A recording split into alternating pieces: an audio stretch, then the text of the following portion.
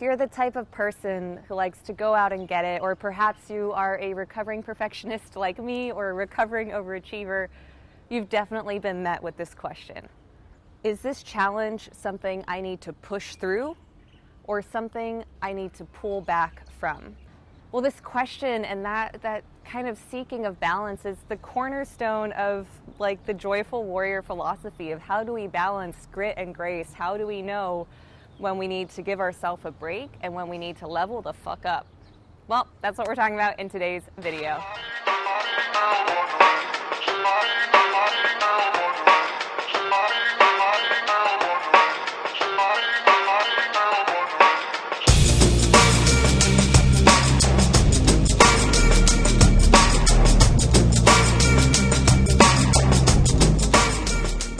Give a thumbs up if you find yourself asking this in any area of your life, or maybe even comment and let me know where it shows up for you. My name is Sarah, aka the Joyful Warrior. I don't know why I'm doing that accent again. And this whole channel is here to help you thrive by balancing happiness and strength, grit and grace. Let's get started. All right, I would love for you to bring to mind the last time, or maybe even now, that you found yourself wondering, asking this question. Do I need to be better? Do I need to be stronger? Or is this challenge a sign that I need to cool it? Really, any area of life, I want you to think of it, get it in your mind, maybe get your journal if you're a journaler, the Joe of the a Joe journaler. And I'm gonna walk you through the things that help me answer this question. The first thing I look at always is my body. What is my body telling me? And I don't just mean for in the gym situations or physical versions of this. And we're starting with the body because that is the foundation of your safety, of the way you experience the world. If I learned anything in my journey recovering from PTSD, it's that our body often knows much better than our mind does. I know some people think that's a little woo-woo, but there's actually so much science around this. The body does keep the score, and that means for emotional things, mental health things, and obviously physical things like scar tissue and old injuries, which I have a lot of. I want you to hold that question in your mind, and then maybe close your eyes for a second. Notice what you're feeling. Notice your breathing. Do you feel tension? Do you feel fear, maybe in the pit of your stomach?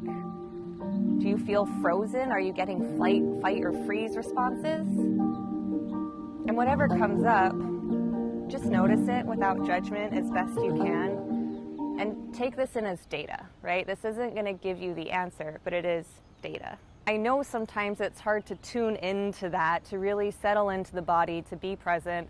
And that's why a lot of my videos include mindfulness practices like yoga and meditation. So subscribe and put the bell little button on so you can get some support there. But for right now, take a breath, think of that situation. Do I push through or pull back? And just notice. What do you feel? Where do you feel it? Without judgment. Maybe take a moment to write what you notice in your journal, or just keep it up in the noodle noggin. One thing that's really helped me checking in with my body is noticing where the energy is. Like often if it's up here and I realize it's a lot of thinking energy and a lot of contemplation, it's a very different response than the feeling of being grounded, of like being in the lower part of my body or even in my gut. I don't think it's that woo-woo.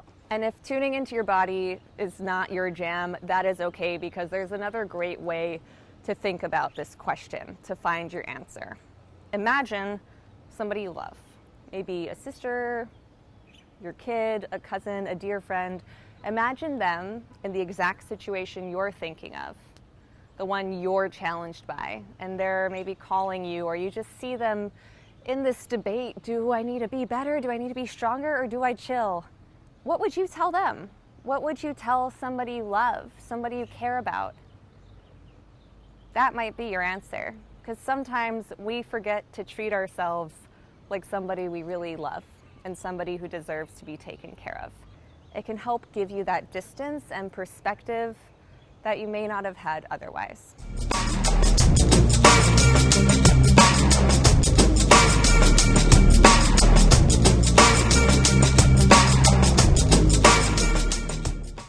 as you process, feeling it in your body or picturing someone you love, we come down to really the core of your answer. Because you're not going to know if you should push harder or pull back without really knowing why you're there in the first place. Why are you in this challenge? What are you trying to get out of it? When you picture the successful completion of that end goal and really visualize it, embody it, let yourself be there. When you picture yourself at that end, reflecting back in this question right now, do you say, I'm so glad I pushed through?